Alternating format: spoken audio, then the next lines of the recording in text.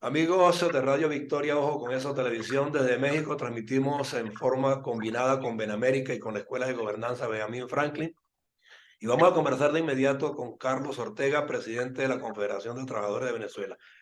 Y reitero, presidente de la Confederación de Trabajadores de Venezuela, porque hasta ahora no ha surgido un movimiento sindical que tenga la fortaleza, la robustez y la determinación que tuvo esa organización cuando Carlos la presidía presencialmente en Venezuela. Hoy está afuera, pero vigilante siempre sobre las luchas gremiales. Y el país se está moviendo, Carlos, de nuevo en la calle con una fortaleza no muy usual en los últimos años, sobre todo pues fundamentándose en salarios dignos. Y hay gremios como el de la educación y el de la salud que están fortaleciendo esta lucha. Yo quisiera tu apreciación al respecto. ¿Qué expectativas sientes con respecto a esta movilización de hoy, si crees que se cohesione y logre un objetivo cierto? Bueno, muchas gracias por esta invitación, altamente agradecido y bueno, vamos a tratar de llevarle a quienes sí, nos siguen en el programa mi opinión al respecto de lo que se desarrolla en estos momentos, no solamente en la capital de la República, sino en el interior del país, que es las acciones de calle puestas en marcha sobre todo por el sector magisterial, en virtud de la gravísima situación que padecen o viven los trabajadores venezolanos. De tal manera que esta acción o esta reacción que en estos momentos observamos en nuestro país es producto de la angustia, la desesperación que existe en el seno de los trabajadores, de sus familiares y del movimiento sindical, porque ya realmente es insostenible mantenerse en el país con un salario o una pensión de jubilación de 3, 5 dólares. Es imposible vivir en Venezuela. De allí que el éxodo de venezolanos, más de 7 millones que se han ido del país, es precisamente por ello, ya que se encuentran en total abandono, están totalmente desasistidos y los trabajadores, los alcances obtenidos a través del tiempo, con las convenciones colectivas, esos alcances, esos beneficios han desaparecido, le han sido confiscados ayer por Chávez y hoy por Maduro. De tal manera que esta es una reacción natural, ¿verdad? Que corresponde, por supuesto, al movimiento sindical, coordinarla conjuntamente con los trabajadores, los familiares de los trabajadores y el pueblo en general, en virtud de esta agudísima crisis por la cual atraviesa el país, donde los trabajadores y sus familiares, sus hijos, o huyen del país o se mueren de hambre y un sistema de salud inexistente. De tal manera que yo estoy totalmente claro y me identifico con estas acciones de calle que han emprendido el movimiento sindical y los trabajadores, sobre todo el sector magisterial, a quien les hago hoy, en esta oportunidad, produzco el mejor reconocimiento por esa valentía y esa fuerza y ese espíritu unitario que han mantenido hasta este momento. Ahora, las respuestas del régimen últimamente yo las he notado como un poco disminuidas en cuanto a confrontarlos y en cuanto a atacarlos de manera despiadada. No obstante, han detenido a algunos dirigentes sindicales, pero a la semana o a los 3 días han tenido que liberarlos porque la presión de calle realmente así lo ha exigido. Pero desde el punto de vista institucional y gremial de los trabajadores, ¿tú crees que la estrategia está bien llevada o hay necesidad de fortalecerla más o se requiere que otros sectores se pronuncien en respaldo a esa causa? Porque hay sectores, por ejemplo, que no se han pronunciado todavía. El empresariado, de alguna manera, privado está afectado por el trabajador también que no puede producir porque está en la calle permanentemente y las fábricas prácticamente se paralizan también. ¿Deberían ellos sumarse a la voluntad de los trabajadores en la búsqueda de una solución equitativa y racional? Porque se reunieron en Margarita con la OIT y no pasó nada. Y resulta que después salen diciendo los de Fede Cámaras que esa reunión no era para discutir sueldos y salarios. ¿Para qué fue entonces?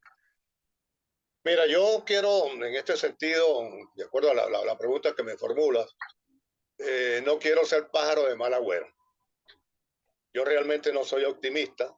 Ese proceso de diálogo o ese acuerdo tripartito que hay allí, realmente eso no va a conducirnos absolutamente a nada, salvo a favorecer algunos sectores del sector, sectores económicos pues, representados por el Fedicámara. Algunos, no a todos, porque ellos también son víctimas de esta política económica desastrosa, donde nos ha conducido ayer el difunto y hoy Nicolás Maduro. De tal manera que sí, realmente hay es que los trabajadores, los pocos empleos que quedan allí, o que no tienen ni siquiera para llegar a su sitio de trabajo, porque el salario que tiene, lo poco que tiene, ese salario de hambre que tiene, que no es salario, esa miseria que reciben, no les alcanza absolutamente, si no les alcanza para comer, comprar un cartón de huevo, un pedazo de queso, un pan, etcétera, etcétera, que es lo que pueden comprar o adquirir. Bueno, chicos, no hay forma ni manera. Y esta reunión de Margarita, ¿cuál fue el resultado de la reunión de Margarita? ¿Cuál fue el resultado de las reuniones con la OIT?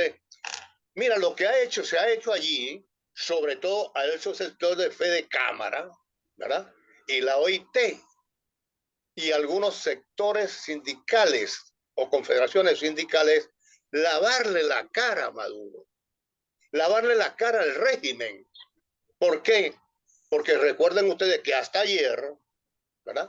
La administración o el régimen no permitía, ¿verdad?, la visita de la OIT, no la autorizaba, y para que la OIT pudiese entrar, a pesar de lo que estaba acordado en el Consejo de la Administración, no había forma ni manera. Sin embargo, ellos trabajaron en función de ¿qué? En función de lograr lo que han logrado hasta ahora. Díganme usted, yo pregunto, ¿qué han logrado los trabajadores en relación a estas conversaciones? Y no van a lograr absolutamente nada. Y no van a lograr absolutamente nada. ¿Por qué? Por favor, no es necesario ser aquí Mandrake el mago. Porque este es un proyecto político, un proyecto revolucionario, ajustado y adaptado a la política, porque este es el mismo guión de lo que ha vivido el pueblo cubano durante 64 años. Y ya nosotros llevamos casi 24 años. O sea, ¿cuál es la intención? ¿Cuál es el fondo de esto? El fondo es acabar, destruir con el movimiento sindical, acabar con las convenciones colectivas, acabar definitivamente con ellos y conducir a los trabajadores y al pueblo de Venezuela a resignarse, porque ellos con el poder van a tratar de que el pueblo de Venezuela se arrodille y utilizarlos a ellos como simples esclavos del régimen que impera en nuestro país. De tal manera que yo no soy optimista. Los ejemplos sobran, ejemplo Cuba, y además yo creo, y es importante en este momento, esto que voy a señalar, y que el pueblo de Venezuela, los trabajadores y el movimiento sindical recuerden las frases que Chávez pronunció frente hacia dónde iba a conducir a nuestro pueblo, hacia dónde iba a conducir a Venezuela. Y esto no lo estoy diciendo yo, eso lo dijo en viva voz el difunto, el monstruo Chávez, cuando le dijo a los venezolanos y a la propia comunidad internacional que la ambición, el proyecto más grande que él quería conducir y llevar adelante a Venezuela, era hacia el mar de la felicidad. Yo creo que en la quinta paila del infierno debe estar gozando un pullero, un imperio, como dicen los muchachos, el señor Chávez, el difunto Chávez, porque lo logró. Hoy podemos decir con propiedad que en Venezuela, nuestro país, lamentablemente cayó donde Chávez quiso llevarla, que era hacia el mar de la felicidad. No hay diferencia alguna, ¿verdad?, con el régimen cubano. No hay diferencia alguna con los regímenes comunistas totalitarios, ¿verdad?, con las dictaduras que imperan en estos momentos en el planeta sobre lo que vive Venezuela. Venezuela vive un régimen narcoterrorista, un régimen conducido por una cuerda de ampones de narcotraficantes, principalmente estos narcotraficantes que ostentan el poder, desde el poder político y sobre todo el alto mando militar señalado por el gobierno de los Estados Unidos, concretamente por la DEA, de estar incursos, ser los grandes capos de la droga en Venezuela. Para eso quedó, y saliéndonos un poco del tema, nuestras Fuerzas Armadas, para convertir, en este caso, Padrino, destruir a las Fuerzas Armadas y convertirlos en unos vulgares narcotraficantes y corruptos, pero no todas las Fuerzas Armadas, sino la cúpula militar, ya que los bajos mandos de nuestras Fuerzas Armadas también sufren las mismas calamidades que sufre el resto de la población venezolana. Carlos, cuando tú dices no todas las Fuerzas Armadas, podemos estar esperanzados en que en algún momento resurja la institucionalidad. Están las condiciones dadas. El proceso de elección que viene, que pudiera ser una fórmula para salir sin derramamiento de sangre de este régimen, ¿tú no lo ves viable? Mira, en el caso de las Fuerzas Armadas, como todo en el país, yo preguntaría y le pregunto a los venezolanos, y aprovecho esta gran oportunidad, ¿qué es lo que no han destruido? ¿Qué le queda a Venezuela? Que esta gente, que este régimen, que estos malandros, que estos delincuentes no hayan destruido en nuestra patria. Han destruido todo. El aparato productivo lo acabaron, PDVSA lo acabaron, lo destruyeron, la economía está en el piso, en el suelo, ¿ok? A pesar, y aquí voy a hacer un reconocimiento a los economistas venezolanos, ¿verdad? Que no voy a mencionar ninguno, pues fueron varios, que alertaron a Venezuela y alertaron a la comunidad internacional la situación económica o hasta dónde nos estaban conduciendo esta política económica, el régimen, que era nada más y nada menos que acabar con todo, con el aparato productivo. Bueno, y si se dieron el lujo de destruir a PDVSA, ¿qué quedaría para lo demás? Ok, esa es la realidad. Ahora, en relación al proceso electoral o las primarias, ya estoy viendo allí que ya están alguien solicitó, ¿no?, la ayuda del Consejo Nacional Electoral para ir a unas primarias. Bueno, esto es poner el clamuro con cuidando carne. Pero sí hemos dicho, y está suficientemente comprobado, que la mayoría de los procesos electorales que se han realizado en nuestro país han sido trampeados, ha sido un verdadero fraude. Si no, pregúntenle a Capriles, qué pasó con Capriles, que ganó las elecciones, lo admite y lo reconoce posteriormente, pero él no quería derramamiento de sangre. Él no quiso derramamiento de sangre, no quiso defender el triunfo, y entonces permitió que estos delincuentes permanezcan en el poder hasta la presente fecha. De tal manera que la participación del CNE en un proceso interno de las primarias representa que allí va a ganar o va a obtener el triunfo ¿quién? Los que se pongan de acuerdo, los políticos, algunos de estos políticos que dicen que ser de oposición y que no son de tal oposición, sino que son unos tremendos aliados y traidores del pueblo venezolano, conjuntamente con el gobierno y el sector militar. Porque en toda esta situación que vive Venezuela no podemos apartar o separar al componente militar. Si hay alguien que tiene una tremenda responsabilidad, si hay alguien que es responsable de lo que vive Venezuela, es esta gente del componente militar, porque el componente militar estaba para defender la institucionalidad, para defender nuestra soberanía.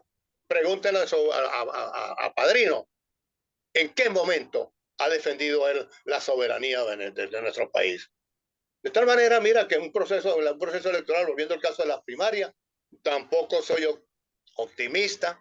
Pues, y para empezar, yo creo que más de uno de esta hemorragia de precandidatos que tenemos en Venezuela, que no sé si son 30, 40, no sé cuántos, muchísimos de ellos seguramente van a abandonar la lucha para aspirar a la candidatura presidencial en virtud de que ya la incorporación del CNE representa un golpe al hígado a quienes, a la mayoría de los venezolanos, a los quienes están participando en el proceso y sobre todo, ¿dónde está la confianza y la credibilidad que tiene el Consejo Nacional Electoral en la población venezolana? En el CNE creen los sectores políticos, aquellos sectores políticos, porque no son todos, que son aliados, insisto, del régimen conjuntamente con el componente militar. Porque si a ver vamos, y vuelvo, y hablamos antes de iniciar la entrevista, que bueno, que el tiempo que íbamos a estar, no duraría la entrevista, porque tú sabes que a mí me gusta hablar un poquito.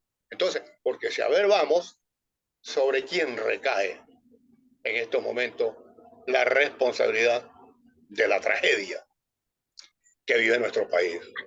Ahora, Carlos, de esos líderes gremiales que se están movilizando, ¿tú sientes que pudiera surgir de alguna manera alguno que represente la voluntad general del electorado?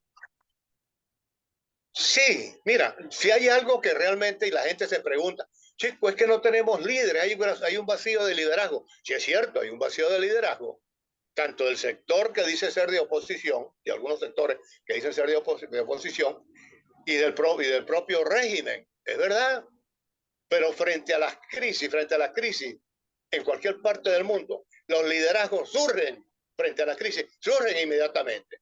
Y yo creo que en Venezuela, independientemente de la fuga de talento que hemos tenido, más de 7 millones están fuera del estamos fuera del país, en Venezuela todavía queda suficiente talento y suficiente recurso humano, ¿verdad?, para constituir lo que todos aspiramos, que es un proceso unitario, un proceso que pueda ayudar a conducir o a llevar a Venezuela a un proceso de reconstrucción, ya que Venezuela está en peores condiciones que las que está viviendo allá Turquía, Irán y Siria sobre el terremoto. Pues por eso lo podemos comparar. ¿Acaso que lo que vive Venezuela es qué? De todas maneras, insisto en tu pregunta, sí hay. Yo sí tengo confianza en los venezolanos, sobre todo en la mujer venezolana, que allí hay suficiente recursos, suficiente talento para conducir en un momento dado y que Dios nos ayude en ello, en esto, cuando esta dictadura realmente caiga, porque esto no puede durar, o nosotros no podemos ir detrás del récord de los gastrocomunismos, que ya tiene 64. Hay que acabarlo ya, y hay que acabarlo por cualquier vía. Claro, Carlos, tú siempre fuiste un líder que aglutinaba voluntades y de alguna manera todos los gremios en torno a la CTV se alineaban cuando había que defender intereses nacionales y así lo demostraste hasta el último momento cuando la huelga petrolera. Hoy día, ¿tú crees que falta algún detalle como estrategia fundamental para que esa gente que esté en la calle se conduzca hasta el final luchando por un propósito común? ¿O sientes que pudiera haber dispersión en los gremios como ha ocurrido otras veces? Mira, yo creo que sí existe aún, y yo no entiendo esta posición de algunos sectores laborales del país, algunos sectores sindicales, bien de un sindicato de base, de una federación regional, una federación nacional o una confederación. Esto no es juego. Lo que vive Venezuela es una gran realidad. La padecen ellos también, la padece su familia también. De tal manera que, mira, montarse en un proyecto, en un proceso donde ellos consideren o estén pensando o creyendo que van a lograr algo con conversaciones o diálogos con esta gente, están totalmente equivocados. Eso no es posible. Yo no he visto gobiernos de estas características que por la vía del diálogo, ¿verdad?, pues una concertación, puedan mejorar las condiciones de los trabajadores, puedan mejorar las condiciones económicas de un país, puedan restituir, ¿verdad?, el aparato productivo. No, eso no es posible.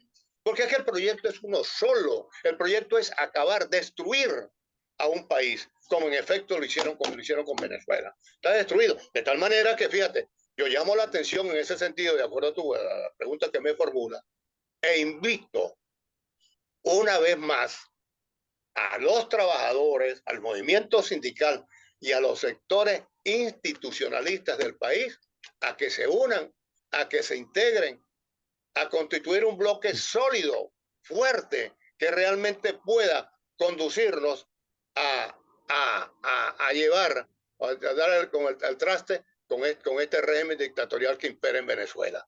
Mientras estemos divididos y sigamos haciendo el juego al régimen que impera en nuestro país, realmente no vamos a llegar a ninguna parte. El tratamiento hay veces da hasta pena y da hasta vergüenza que hay dirigentes políticos que consideran que estamos frente a un régimen democrático en Venezuela. Por favor, ¿hasta cuándo engañan a la gente? ¿Hasta cuándo engañan al pueblo venezolano? Ya basta. Ustedes no se han percatado de que están completamente desenmascarados, han quedado al desnudo frente a la posición que ustedes asumen, ¿verdad? En defensa del régimen que vive Venezuela, de la dictadura que vive Venezuela. Ahí estaban un poco de unos 3, 4, 5, no sé, que andaban por España en estos días a reunirse Sí. con el canciller. ¿A qué fueron? ¿A qué fueron? ¿A qué van a hacer lobby allá en Estados Unidos, allá en Washington? ¿A qué? A pedir ayuda, para pedir ayuda para ver cómo salimos de esta tragedia que vive nuestro país. No, van a pedir ayuda, pero ayuda para el régimen, para la dictadura.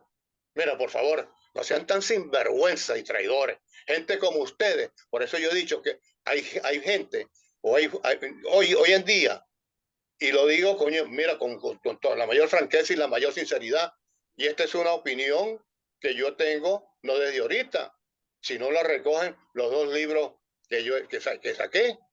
Y el primero fue, habla el que se fue cuando estaba preso en Ramo Verde. Si existe, y lo digo, mira, con toda su sinceridad, y lo digo con una gran vehemencia, si existe algo peor que el chavismo en Venezuela, es esa dirigencia de oposición.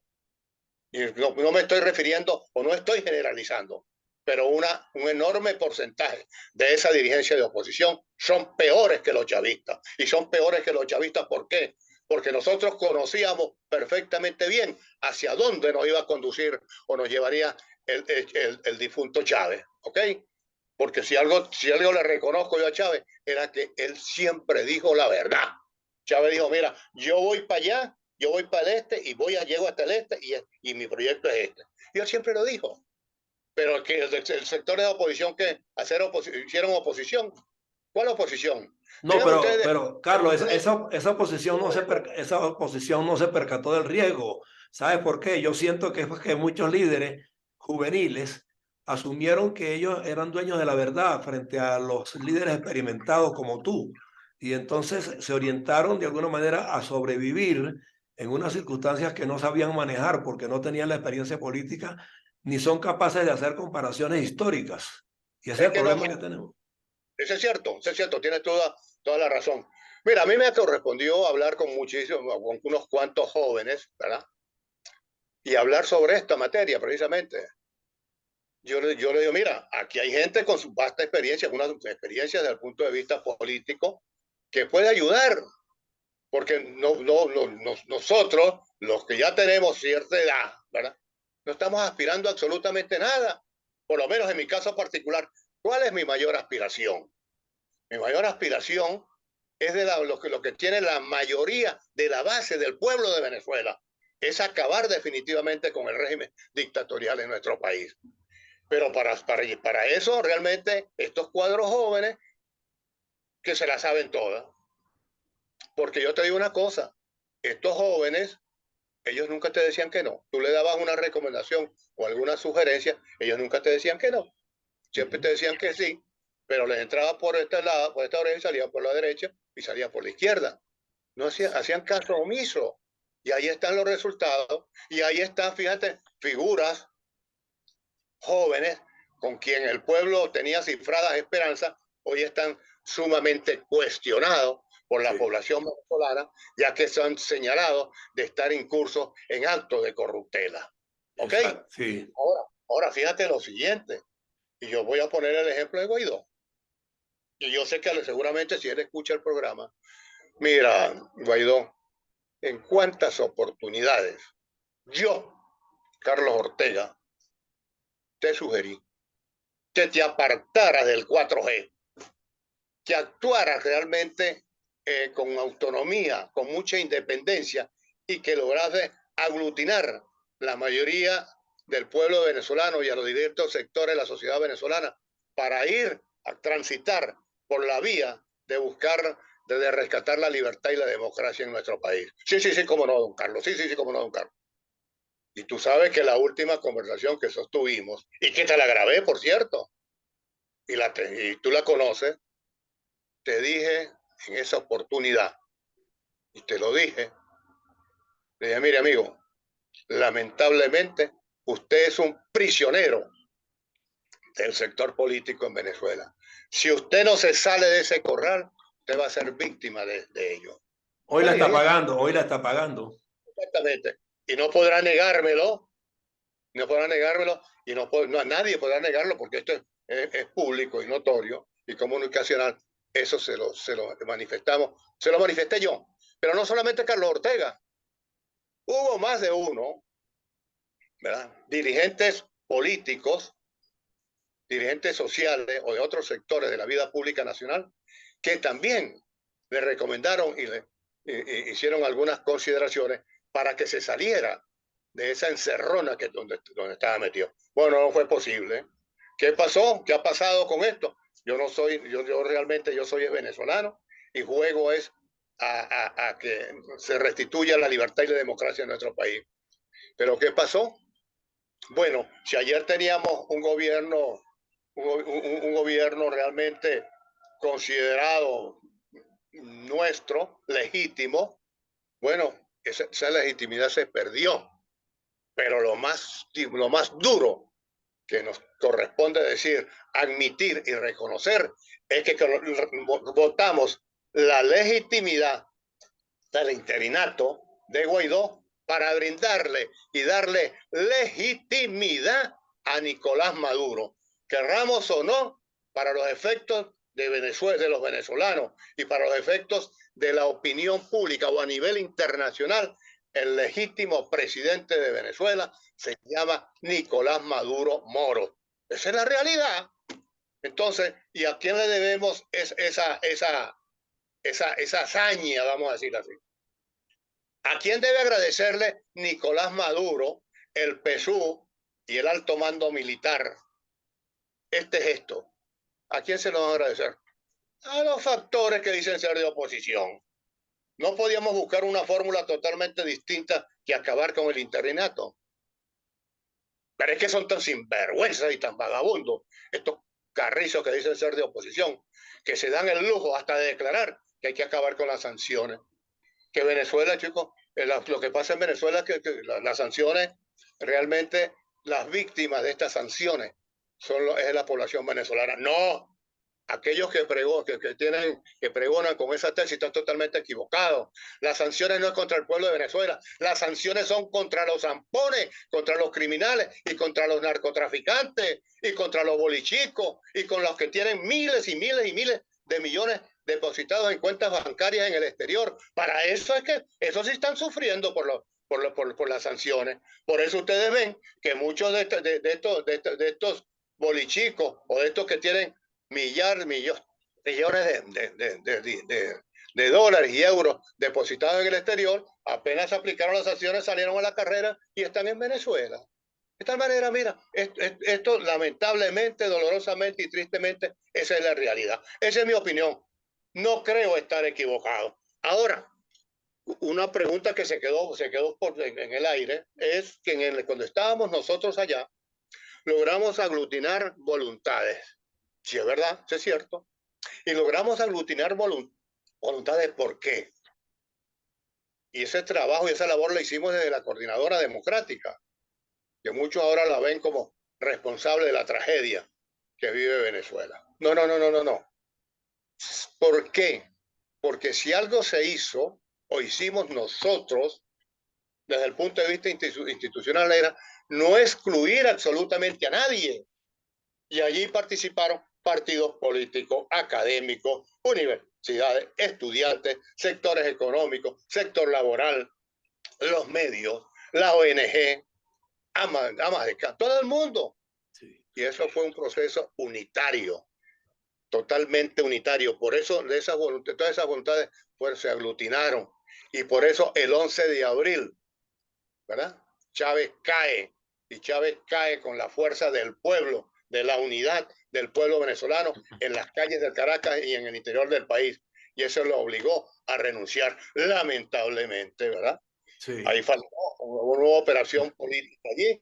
Se engolosinaron nuevamente el componente militar y el comandante, el general Baduel, el compadre querido de Chávez, fue uno de los responsables de restituir al señor Chávez en el poder. Y después terminó siendo víctima también. Bueno, yo te voy a decir lo siguiente, si hablamos al principio de mi intervención, que estamos hablando de la cubanización y que esto es una copia al carbón de lo que vive Cuba, bueno, yo voy a citar el ejemplo del Che Guevara, de Camilo Cienfuegos, del general Ochoa, aquellos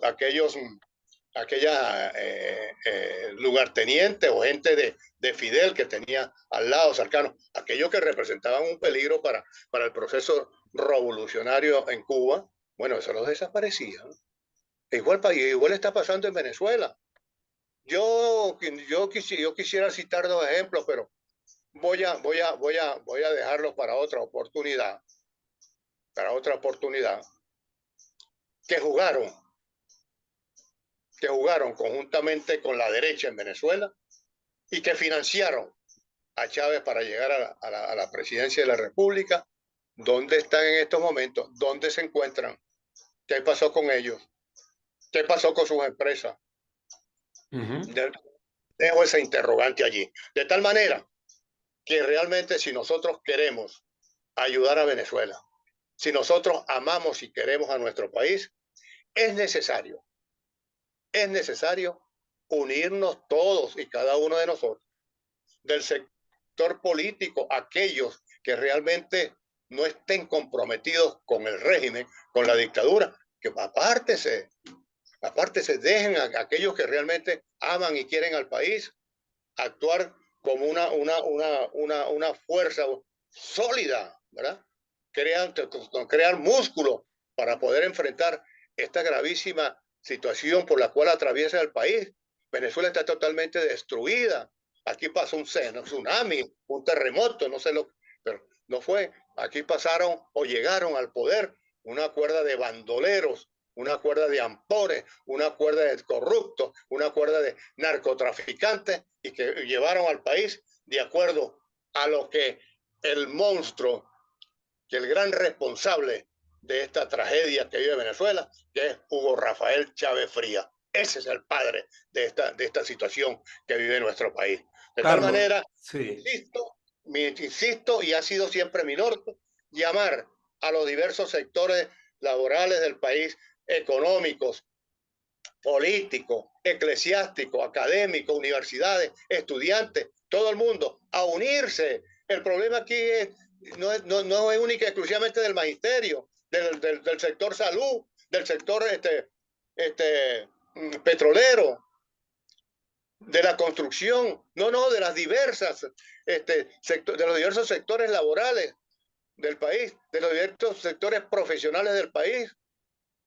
Pero tú crees, Carlos, tú sientes que en estos momentos eso sería viable, pero hay hoy día alguna manera, o existe, no lo sé, una formulación en esa dirección que estén trabajando para aglutinar esas voluntades adentro y afuera, porque es que afuera hay muchísimo talento preparado para rescatar al país. Entonces, Claro debería comenzar de adentro hacia afuera o de afuera hacia adentro. yo creo que en las dos direcciones, de afuera hacia adentro, y de adentro hacia adentro, seguirán trabajando de adentro o afuera, pero hay que hacerlo, hay que hacerlo, y sobre todo organizarnos, porque no, esa es otra cosa. La penúltima dictadura, cuando la de Pérez Jiménez, ahí estaba todo el mundo organizado. Sí, Y todo el mundo trabajando. por ejemplo, yo te lo comento, Carlos, yo te lo comento, porque afuera yo conozco organizaciones como Benamérica, donde hay sectores de la finanza, de petróleo, de economía, de la academia, o sea, conformando planes y programas específicos para cuando el rescate llegue. Esos programas no pueden ser desaprovechados. Y yo creo que tiene que establecerse un vínculo entre afuera y adentro, aprovechando los que afuera están preparados y adentro los que tienen ganas de salir del régimen, que hay bastantes. Pero ¿cuál es la manera de conectarlos, de vincularlos? Yo creo que son las redes, porque por otra vía es imposible. Claro. Sí, de acuerdo contigo. Sí, Ahora, ese rescate puede llegar. Indudablemente que apostamos a que llegue, pero un solo palo no hace montaña. claro, Tú puedes tener una organización o una ONG o el sector laboral o el sector, algunos sectores económicos representados en Fedecámara, puedes tenerlo, pero si no se unen, si no claro. se unen. ¿Tú crees que esta lucha que libran en estos momentos los docentes en las calles de la capital de la República y en el interior del país y otros sectores, el sector salud también hay que mencionarlo, los Claro. petroleros, todo? Bueno, pero ¿por qué no nos integramos, chicos? ¿Acaso que el problema que viven los trabajadores del sector educacional, el sector salud, no es el mismo que tienen la mayoría de los trabajadores en Venezuela? ¿Por qué tú vas por esta vía y tú por aquí por el centro y este por la derecha y este por la izquierda? Sí, ¿Por qué? no, hay que buscar las coincidencias donde estén, hay que buscarlas. El canal es el mismo y el norte sigue siendo el mismo y el objetivo sigue siendo el mismo. Cada quien por su lado, aislado, no llegamos a ninguna parte. Por eso, te repito, cuando nosotros estuvimos allá, logramos aglutinar todas las voluntades porque ahí no hubo exclusión. Allí los únicos que faltaron a esa oportunidad, cuando tú señalaste ahora, hiciste el comentario, los únicos que faltaron fueron la gente del gobierno, Así porque es. hasta en situación de retiro y también, ¿por qué no decirlo? Y algunos militares activos participaron en esa jornada.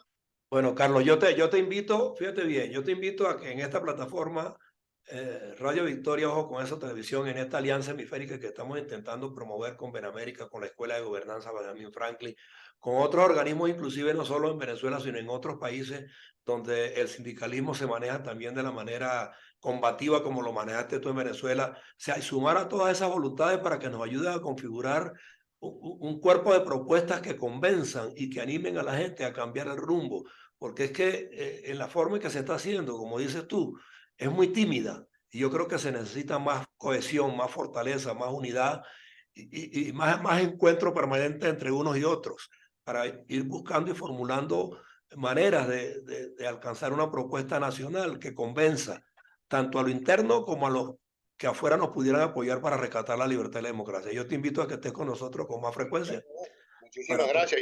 Coincidimos plenamente en lo que ha señalado y yo quiero reiterarle a los que nos vengan, que nos están escuchando en el programa, una vez más, y ha sido siempre mi norte, siempre lo he puesto en práctica, la necesidad de unirnos, de integrarnos todos, sin excepción.